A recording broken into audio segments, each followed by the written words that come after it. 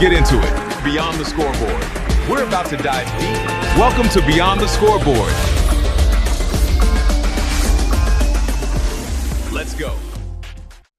What's going on, everyone? And welcome back to Beyond the Scoreboard. I'm your host, Effie James, and as always, there's more to the story than what's being counted. Today's episode is a special one, especially for this Mansfield community. High school sports are about more than just wins and losses. They're about pride, identity, opportunity, and the people who choose to pour back into the places that help shape them. And today, we're talking about a new chapter for one of the most historical programs in our area, Mansfield Senior High Football. The program has faced some challenges recently, coming off back-to-back 1-9 seasons and a couple seasons of coaching transitions, but sometimes change brings opportunity. And sometimes the right leader is someone who already understands what the jersey, or in this case, what the Tyger paw represents. My guest today is stepping into his first varsity head coaching role. He's just weeks into the job, but Mansfield Senior isn't new to him. He's an alum, former standout running back, and someone who knows firsthand what Tyger football means to this city. And on a personal note, I had the privilege to coach this young man when he was a player. So seeing him return to lead this program is a full circle moment for me. He recently was the leader or the head middle school football and basketball coach, where he led the Mansfield program to undefeated seasons in both sports over the last 2 years, building momentum and developing those young players who now form the foundation for the future of the Tyger program. So today, I'm happy to welcome the new Mansfield Senior High head football coach, Mr. David Phillips. I'm happy to see you here, man. Appreciate it. Thank you. Thank you for coming, man. Appreciate it. So first thing I want to ask you, I know how it feels to get that call. How'd you feel when you got the call that you were named head football coach at Mansfield Senior High? When I first got it, man, I got the call. I started sweating. I was, glad. I was excited. A lot of emotions going on through. Called my mom, told her, hey, I got the head coaching job. We was excited, my sisters. So I was pretty happy. I was pretty happy. Yeah, and I think that's got to be excited, man. And it's one of those things where, when you play for a school and you see coaches come through, and did you ever see yourself as the head coach? Is that something that ever came through your mind, like I might be the head coach here one year? I didn't, Coach. I didn't. I always when I graduated, I wanted to go to school and come back and be the running back coach. Wow. And I coached under the choke for some years, and I was fine with that. Yeah. So it's definitely a blessing to become the head coach of Mansfield football Tyger program. Yeah. So, you've worn a jersey, like I said, you've been a player, and, so tell me how it feels now, the difference between being a player and now running an entire program. And you and I have talked a lot, and we know the difference between just being a coach, but now running an entire program. Tell me kind of the difference in how that feels between your playing days and now running the program. Just the preparation. Coming from just playing Friday nights, and then you got to prepare for Friday nights. Yeah. So the preparation of it, football is a year calendar job. It's all year round, from weightlifting to meeting on Sundays to whatever you got to get the job done. So, yeah, I agree with that, man. It's anymore. It's a year-round job, and I know that it's one of those things where if you haven't played it, you don't understand that. And a lot of people think you can just, and I know, you had to jump right in. I know you and I talked about how almost the day you were named, you were talking about how you had to schedule the spring. You know what I mean? You had to start going right away. So how's that part going? Just getting things going immediately. Has that been kind of overwhelming for you? Yeah, everything is moving 100 miles per hour, man. it's going, but I'm starting to get used to it. Things are starting looking forward. Coming along as far as the scheduling and the spring workouts and things like that. Good. So you know, the program has struggled the last couple of years. You know what I mean? And we've had, you know, back-to-back 1-9 seasons. And when you think about, you know, and I know you've seen the games and watched the football program the last couple of years, is there anything that you look at and say, okay, these are some things, there's things there that we can build on? Or when you coming in as the head coach, do you want to say, okay, look, we're going to come from the ground up? You know, we're going to build a brand new philosophy from the ground up? Or are there things you say, hey, look, these are things there are things there we can build on? So the first thing I told them when I had a meeting with the kids, the first thing I told them is, Tyger football is playing hard, play fast, and have fun. And we got to get back to that. It just look like a lot of kids are not having fun out there, and that's where it starts. Yeah, and it's, you know, that's funny you say that, man. I you know, I had a conversation a few weeks ago with Coach Moten in Ontario, because I was thinking, like, having fun that's so much part of the game, and so many times we lose that in this age of, you know, this NIL age of college, and so many kids talking about, you know, just playing to go to college, but the gist of it really is still to have fun. Yeah. You know what I mean? And if you're not doing that at the high school level, we're doing something wrong as coaches and players, you know? You want to be competitive, of course, but you also want to have fun. The game is you won't win games if you don't have fun. If you're just out there trying to play, you know, you can play your hardest, whatever the case may be, but have some fun, man. This don't last long. Yeah. So, you know, you went, you know, you had probably a couple of the most dominant stretches I've ever seen in a middle school program the last couple of years. You know, from a football and basketball standpoint, you know, and you built a culture there with our middle school kids, and which is really impressive.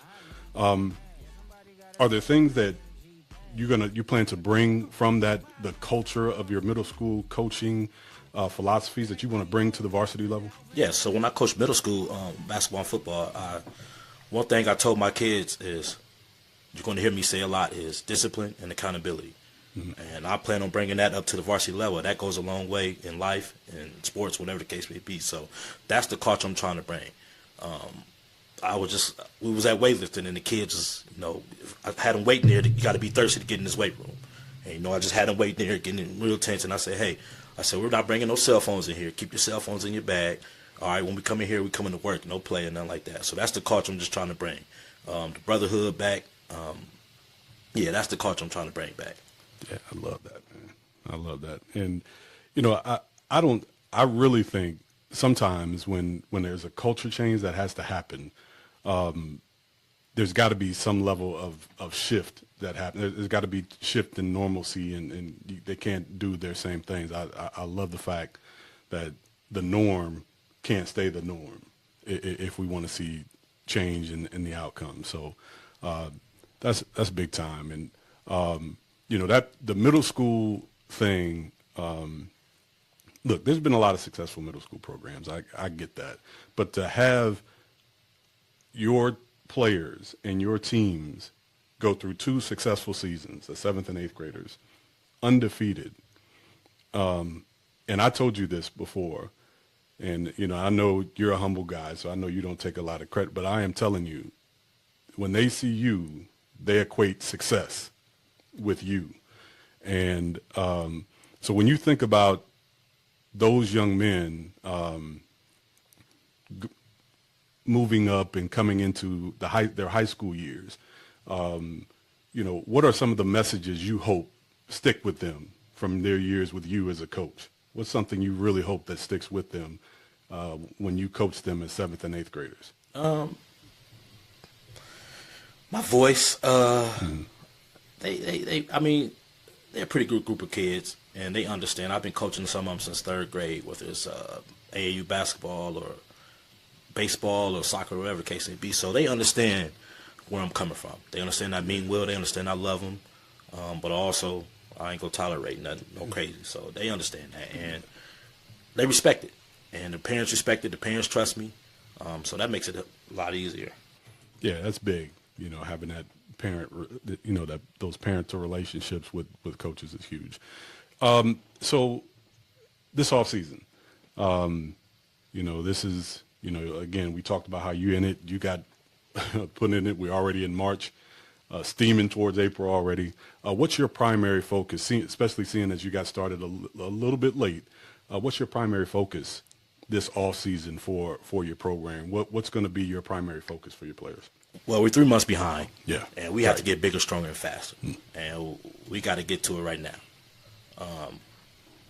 We just have to, like I said, we have to get bigger, stronger, and faster.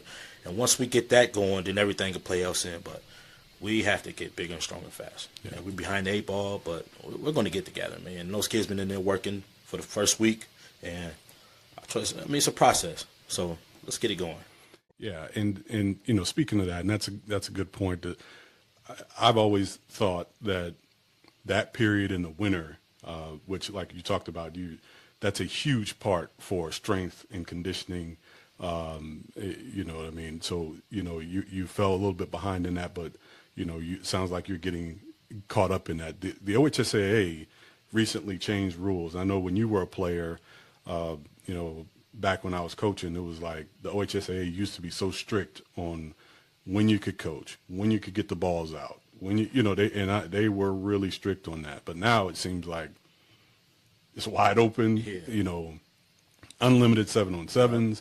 It's almost like they've done away with the traditional dead period. How do you feel about, those change in rules? Do you get concerned about burnout, or do you think can it be beneficial to your players? I think it can be beneficial. I'm not worried about the burnout part of it because, like I said, once the kids start to have fun, everything is going to flow. Yeah. So I don't think they're going to burn out. I think they're excited. I think they're anxious to get to it. Like I said, we're behind. I always stuck by, and I used to tell my middle school kids this: championships are not won during the season. It may seem like that. I feel like it's won in the off season. Yeah. Your off season program, you got to work hard. Don't just work out when it's time to work out during the season. Let's spring, December, winter. That's when championships are won to me. Yeah, I agree with that. That's big time. So, you're getting to your off-season program. You're steaming to the fall. You've got tough schedule staring you in the face coming this fall. We know that. But for you as a first-year coach, inheriting a program that's got a lot of tradition and history, but what does success look like for you in year one? What would success at the end of the year? The year is over. We get to the end of the first season. What would a successful season as your first year's head coach look like? Long as my kids go out there and compete. I don't really want to put records on there. Mm-hmm. Of course, I want to win every game. Sure. I want to win every game. But I just want to go out there and compete. Let's understand what we're doing. It's a process. Mm-hmm. It's a process. So understanding the culture, understand what we're here for. Let's go out there, compete, and have fun. Yeah, I agree. That is an excellent answer. You know what I mean? Because at the end of the day, what you want is for your players to be competitive, and that's the only chance you have to win. They're not going to compete. That's what doesn't give you a chance to win. So being competitive, number one, is what you want in every game. Now, here's the thing that I hear all the time from people, especially when you were named the head coach. Number one, and I'm curious, how many of those young players, young eighth graders, are going to play? Do you anticipate? Are those young guys that we've seen flying around, getting touchdown passes, flying around the field, making big plays, exciting? You guys had sometimes bigger crowds than the varsity game for your middle school games. Do you anticipate? And we realists. We understand the leap from middle school to varsity. But do you anticipate any of those eighth graders making any impact or having an opportunity to play on Friday nights? I anticipate a few. We got to see what kind of offseason they have. We got to see how they're doing in the weight room, how hard they committed to it. At the end of the day, those are 14-year-old kids be going out there against 19-year-olds. Right. So it'd be a little change, but I anticipate a few of them. But like I said, we got to see how they put in the weight. How they going in the weight room, and what kind of offseason they will have. Yeah, and I am so impressed, man, with some of those players, man. Namely now, I don't want to start name dropping. I don't know a whole lot of them, but your son, number one, as a quarterback, I watched him as a 7th grader, develop, and next time it felt like the next time I saw him, number one, he had grown 4 inches. Now he's taller than you are, and his arm got stronger. It felt like to me when I watched him play, his accuracy got better. He was able to see the field, and I feel like you as a coach put more on him in terms of concepts. When I watch your route concepts, I'm like, you're running varsity, you're running varsity level route concepts at the middle school. And usually when you have a coach's son as quarterback, you can do that. But tell me, just, as a coach and who has a son that plays, what's the expectation for your young son as a quarterback?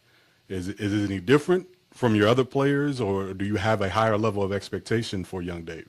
I have a higher expectation for him. Like I told him coming in 8th grade last year, our concepts are going to be different because I'm trying to prepare you for the next level, which is high school varsity football. So I had told him, I said, you're just not going to be out there and just throw the fade ball to this fast kid over here. I said, you're going to have to read now. Right. And he's a student of the game. He loves it, man. He watches football every day. He wants to work out every day. It'd be times when I'm tired, and he's like, Dad, come on, team, can you take me? So he's going to be all right, man.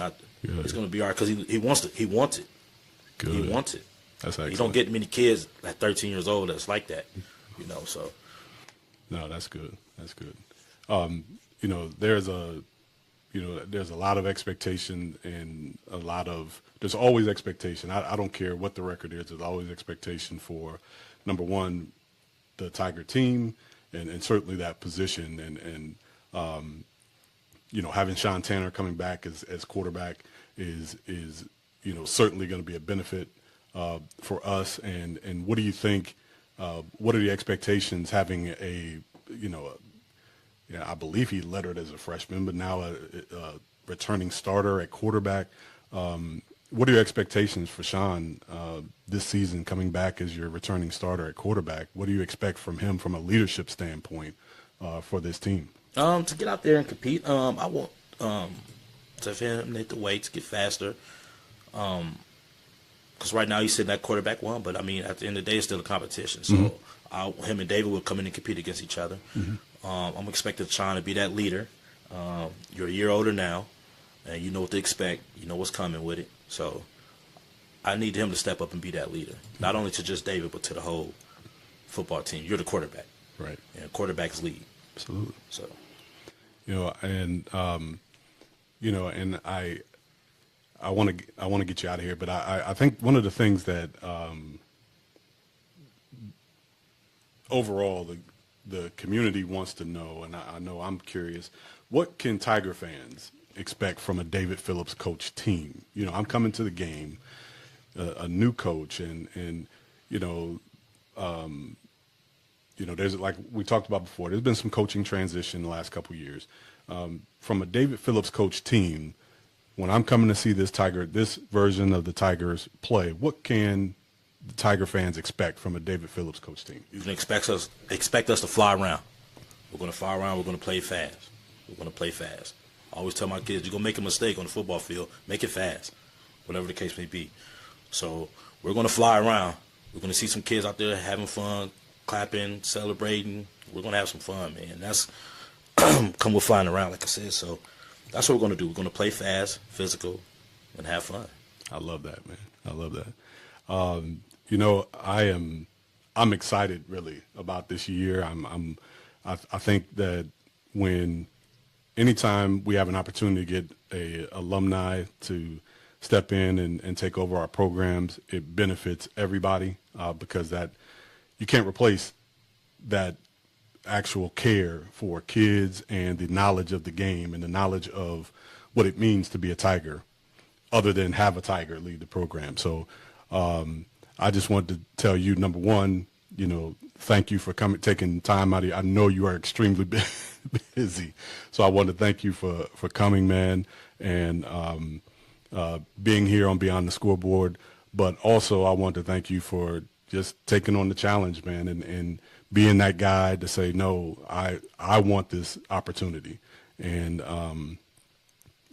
I really hope, and I'm going to say this, man, I really hope that Mansfield fans and Tiger fans understand what it means to be true supporters of a program. Because supporters of a program, it really doesn't matter what the record is. It matters what you said. Am I putting a competitive product on the field? Are my players competing? And then ultimately the wins will come. And that's why I love that answer you gave. So once again, I want to thank David Phillips, new head coach of the Mansfield Senior High Tigers, for being here today. Wonderful job, man. And I want to, again, congratulate you for getting the job. And I hope to have you back. Absolutely. I hope to have you back on Beyond the Scoreboard. All right. And thank you all. I want you hang on after this break. All right. You'll hear my final thought.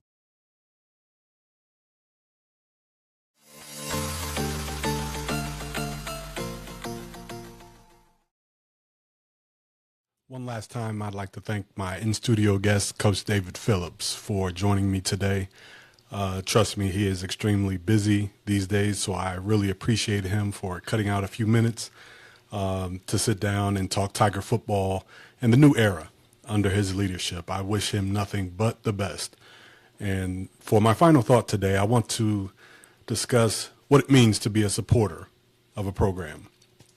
You see, I wasn't fortunate enough to win a state championship as a player or a coach, but man, I've been part of some teams that have certainly had the potential and I've thought been good enough. But being a supporter of a program is different than being a fan of a team.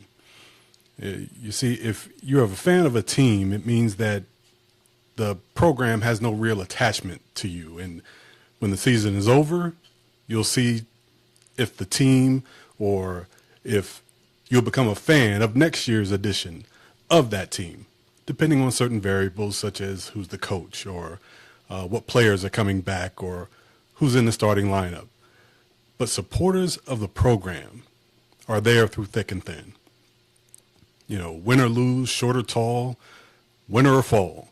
It doesn't matter, because if you support the program, you want to see everything about it succeed.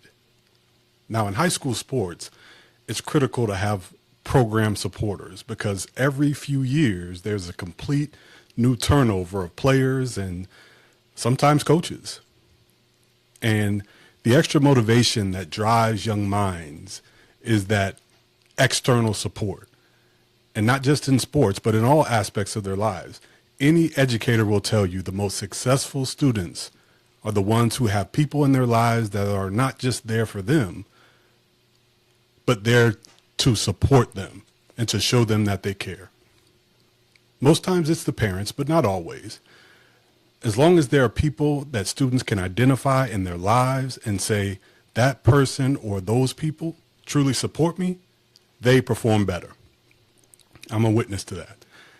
In sports, it's the same way. The biggest difference is it's easier for people to turn away and stop coming to games and stop saying encouraging words to the young boys and girls who are athletes, because if you're just a fan, you just assume someone else can give them what they need. You know, in my time working in high school sports media, I've had many opportunities to cover state tournaments and speak to coaches that have either played or sometimes even won state titles. And one thing became clear to me over the years. Teams don't win state championships. Communities do. You know, especially in the case of public schools.